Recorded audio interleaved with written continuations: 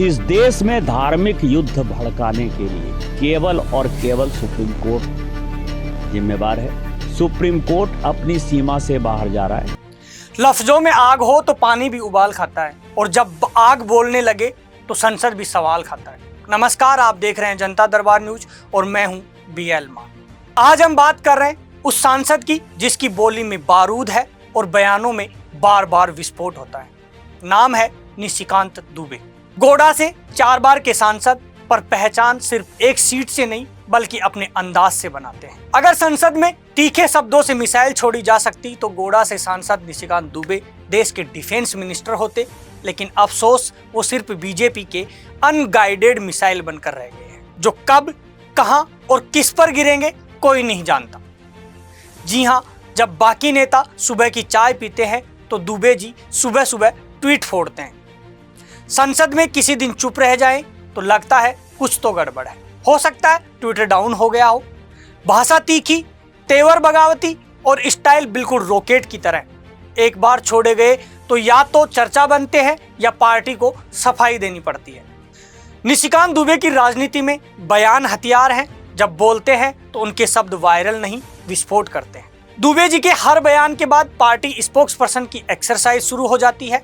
उनकी निजी राय है, पार्टी का इससे कोई लेना देना नहीं है, लेकिन जनता तो कहती है असली मजा तो यही मिलता है साहब। कभी कोर्ट को लपेटते हैं, कभी चुनाव आयोग को, और कभी पूरे विपक्ष को एक झटके में धूल चटा देते हैं। और अगर कोई न मिले तो ट्विटर पर खुद से ही भिड़ जाते हैं। ताजा मामला सुप्रीम कोर्ट पर उनके हमले से जुड़ा है। वक्फ संशोधन कानून और तमिलनाडु बिलों पर कोर्ट की रोक लगी तो दुबे जी बोले, मुगलों के आने के बाद जो मस्जिद बने हैं उसके लिए कहते हैं कि आप कागज कहां से दिखाओ। इस देश में धार्मिक युद्ध भड़काने के लिए केवल और केवल सुप्रीम कोर्ट जिम्मेवार है। सुप्रीम कोर्ट का एकमात्र उद्देश्य है show me the face will show you the law. Supreme court अपनी सीमा से बाहर जा रहा है। सुप्रीम कोर्ट की सीमा यह है कि भारत का संविधान जिस कानून को बनाया उस कानून की उसको व्याख्या करनी है, और यदि वो व्याख्या नहीं कर सकती है और सब कुछ के लिए सुप्रीम कोर्ट जाना है, इस संसद का कोई मतलब नहीं है, विधानसभा का कोई मतलब नहीं है, उसको बंद कर दे। पार्टी के अध्यक्ष JP नड्डा को तुरंत सफाई देनी पड़ी। ये उनके निजी विचार हैं।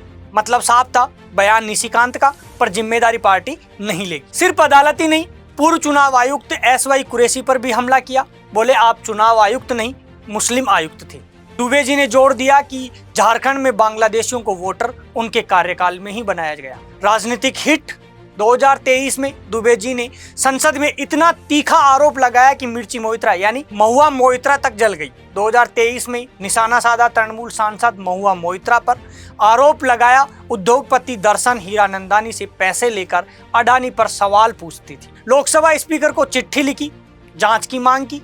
मामला पहुंचा आचार समिति। 15 अक्टूबर को चिट्ठी और 8 दिसंबर को निष्कासन। महुआ मोइत्रा बाहर, बीजेपी हमलावर और दुबे अपने समर्थकों की नजर में भ्रष्टाचार के खिलाफ योद्धा। हालांकि 2024 में महुआ फिर से जीतकर वापस आ गई। राजनीति में कोई आखिरी शब्द नहीं होता। लोकतंत्र है भाई, यहाँ जनता बटन दबाती है। सोनिया, सोरोस और सैम पित्रोदा का कनेक्शन।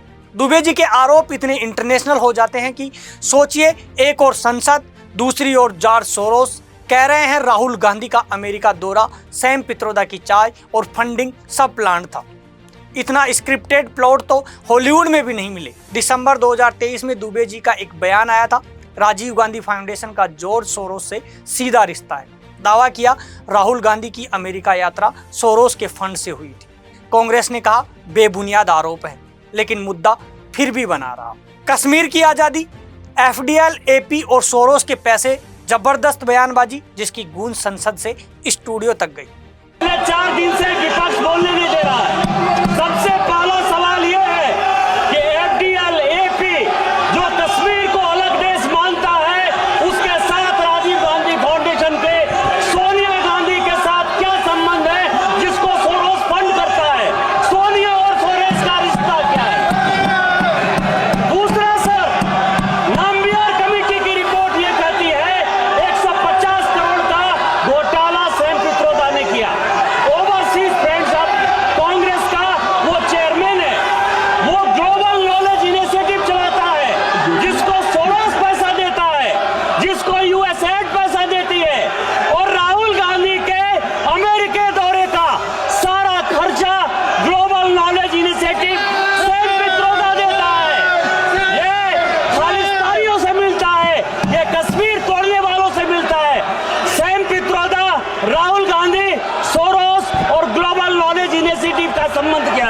न्यूज क्लिक चीन और नफरत की दुकान।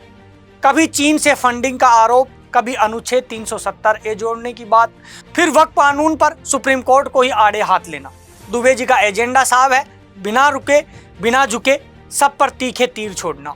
अगस्त 2023 संसद का मानसून सत्र, दुबे ने उठाया मुद्दा न्यूज क्लिक को चीन से पैसा मिला। दावा किया 38 करोड़ की फंडिंग, राहुल गांधी का नाम जोड़ा। बोले नफरत की दुकान में चीनी सामान बिक रहा है। विपक्ष बोला व्यक्तिगत हमला है। दुबे बोले सच है और बोलेगा। नफरत के दुकान पर जो है चाइनीज सामान है। आज बड़ा एक सीरियस मामला में उठाना चाहता हूं अध्यक्ष जी। कारण यह है कि न्यूयॉर्क टाइम्स में इन लोगों को जो है केवल विदेशी ताकतों के साथ रहकर उन्हीं के न्यूज़पेपर में, उन्हीं के देश में उनके क्या हो रहा है उसी को यह मानते हैं। न्यूयॉर्क टाइम्स में एक बड़ा अच्छा न्यूज छपा है सर कि 38 करोड़ रुपया जो है न्यूज क्लिक जैसी संस्था को मिला है। और न्यूज क्लिक संस्था को जो न्यूयॉर्क टाइम्स ने लिखा है वो लिखा ये है कि भारत में ईडी ने जो रेड किया है, आइस के बारे में ये लगातार बोलते हैं सर, ईडी की रेड में जो खुलासा हुआ है उसका पूरा खुलासा किया है। और वो जो न्यूज क्लिक है सर, वो देशद्रोही गैंग, टुकड़े गैंग जो भारत को खंडित करना चाहते हैं, वो न्यूज क्लिक उस संस्था का जो है हेड कर रहा है, पुरकायस्त उसका मालिक है। उसके सारे पैसे में कहां से मिले, कैसे नक्सलाइट को दिए गए, कैसे माओवादियों को दिए गए, कैसे शर्मा को, रोहिणी सिंह को या मान लीजिए स्वाति चतुर्वेदी जैसे लोगों को केवल भारत के खिलाफ एक माहौल बनाने के लिए चाइनीज पैसा दे रहे हैं, उसके बारे में सर। दूसरा, और जब कोई रिएक्शन नहीं मिलता तो वे खुद ही ट्वीट में क्लाइमेक्स लिख देते हैं। 2015 में पेश किया प्राइवेट मेंबर बिल। मांग थी पीओके और गिलगिट बाल्टिस्तान के लिए संसद में सीट आरक्षित की जाए। ये बिल पास नहीं हुआ, लेकिन संदेश गया, दुबे सिर्फ बोलते नहीं लिखते भी हैं। झारखंड का इस्लामीकरण। मार्च 2025 में दावा, झारखंड सरकार 648 स्कूलों को शुक्रवार को बंद करती है। सीएम हेमंत सोरेन पर आरोप इस्लामीकरण कर रहे हैं। साथ में बीजेपी सांसद मनीष जायसवाल भी कूद पड़े। धन्यवाद सभापति महोदय। मैं झारखंड राज्य में हो रहे इस्लामीकरण की ओर देश का और आपका जो है ध्यान आकृष्ट कराना चाहता हूं सांसद सभापति महोदय। मेरा जो पूरा राज्य है, जिस इलाके से मैं आता हूं, संथाल पन्ना, वहाँ के जो कुछ ज़िले हैं, पाकुड़, साहबगंज, गोड्डा, जहाँ से मैं सांसद हूँ, जामताड़ा, ये पूरा का पूरा उसकी डेमोग्राफी बदल गई है। और बांग्लादेश से नज़दीक होने के कारण मालदा, मुर्शिदाबाद, किशनगंज, कटिहार का जो इलाका है वो पूरा का पूरा बढ़ गया है। और बांग्लादेशी घुसपैठिए के मुद्दे को मैं बार बार उठाता रहा हूँ। लेकिन अभी जो सबसे महत्वपूर्ण आया है कि माननीय अटल बिहारी वाजपेयी जी ने जब सर्व शिक्षा अभियान चालू किया गरीब बच्चों को निःशुल्क शिक्षा देने के लिए, तो 1 किलोमीटर के रेंज में जो है प्राथमिक विद्यालय बने, 3 किलोमीटर के रेंज में मध्य विद्यालय बने और 5 किलोमीटर रेंज में जो है वो हाई स्कूल बने। सभी स्कूल सर्व शिक्षा अभियान के सरकारी स्कूल हैं। अचानक देखने को आया कि कम से कम 1800 ऐसे स्कूल हैं पूरे झारखंड में जिन्होंने कि अपने नाम के पीछे उर्दू लगा लिया। उर्दू लगाने से भी मान लीजिए कि किसी ने उर्दू लगा लिया तो उसको पहले किसी ने ध्यान नहीं दिया। लेकिन अभी कमेटी बनाई झारखंड सरकार ने और जो उसकी रिपोर्ट आई है कि वहां अब रविवार के दिन उन स्कूलों में छुट्टी नहीं होती। सभापति महोदय, ये इतना सीरियस बात है कि पूरे देश में स्कूल में जो है छुट्टियां रविवार को हुआ करती हैं, लेकिन उस 1800 स्कूल में छुट्टी शुक्रवार को होती है। और ये मेरा नहीं, झारखंड सरकार का रिपोर्ट है। तो ये जो देश इस्लामीकरण की ओर बढ़ रहा है और खासकर झारखंड ने जो उसको एक रास्ता दिखाया है, मेरा आपके माध्यम से भारत सरकार से नम्र निवेदन है कि एनआईए की जांच की जाए। जो स्कूल इस तरह का उर्दू लगाए हुए हैं और शुक्रवार की छुट्टी दे रहे हैं, उस स्कूल की फंडिंग रोकी जाए। और पूरे देश भर में एक ऐसा मैसेज होना चाहिए कि ये देश एक कानून, एक विधान, एक निशान से चलता है और किसी भी कीमत पर यह बर्दाश्त नहीं किया जाएगा। इस पर यदि कृपा हो जाएगी तो अच्छा होगा। सोरेन का तंज कैलिफोर्निया से ट्वीट करने वाले झारखंड की हकीकत नहीं जानते। तो क्या है दुबे, नेता या कंट्रोवर्सी मशीन?